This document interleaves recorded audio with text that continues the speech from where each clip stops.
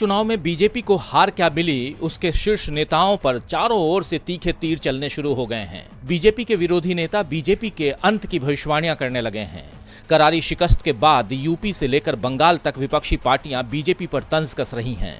UP के पूर्व CM Akhilesh Yadav ने ट्वीट कर कहा, कर्नाटक का संदेश ये है कि भाजपा की नकारात्मक, सांप्रदायिक, भ्रष्टाचारी, अमीरोन्मुखी, महिला युवा विरोधी, सामाजिक बंटवारे, झूठे प्रचार वाली, व्यक्तिवादी राजनीति का अंतकाल शुरू हो गया है। वहीं पश्चिम बंगाल की सीएम ममता बनर्जी ने कहा, अहंकार, बुरा व्यवहार, एजेंसी की राजनीति और भाजपा के सर्वोपरि अत्याचार कर्नाटक में भगवा पार्टी की हार का कारण बना है। बीजेपी के अंत की शुरुआत हो चुकी है।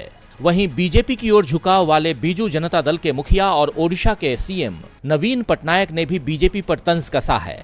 नवीन ने कहा, सिंगल या डबल इंजन की सरकार कोई मायने नहीं रखती, बल्कि सुशासन ही किसी पार्टी को जिताने में मदद करता है। नवीन पटनायक के बयान में बीजेपी का नाम तो नहीं था, लेकिन डबल इंजन सरकार कहकर उन्होंने बता दिया कि उनके निशाने पर बीजेपी ही है, क्योंकि बीजेपी विधानसभा चुनाव में अक्सर डबल इंजन सरकार के जुमले को इस्तेमाल करती है। शनिवार को ओडिशा के झारसुगुड़ा उपचुनाव के भी नतीजे आए। यहां बीजू जनता दल के उम्मीदवार की जीत हुई है और इसी दौरान नवीन पटनायक ने बीजेपी पर तंज कसा है। नवीन पटनायक का बयान और अखिलेश और ममता बनर्जी की बीजेपी के अंत की भविष्यवाणियां संकेत दे रही हैं कि देश में जल्द ही विपक्षी मोर्चा खड़ा होगा। बिहार के सीएम नीतीश कुमार लगातार देश भर के नेताओं से इस सिलसिले में मिल भी रहे हैं।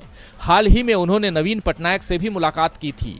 तब ये कयास लगे कि नवीन भी बीजेपी विरोधी मोर्चे में शामिल होंगे। इस बीच नवीन पटनायक ने पीएम मोदी से मुलाकात की थी, जिसके बाद उन्होंने कहा था कि तीसरे मोर्चे की कोई संभावना नहीं है। बीजेपी अगले साल ओडिशा में फिर अकेले चुनाव लड़ेगी, लेकिन अब नवीन पटनायक के तंज से नई सियासी रणनीति के इशारे मिल रहे हैं।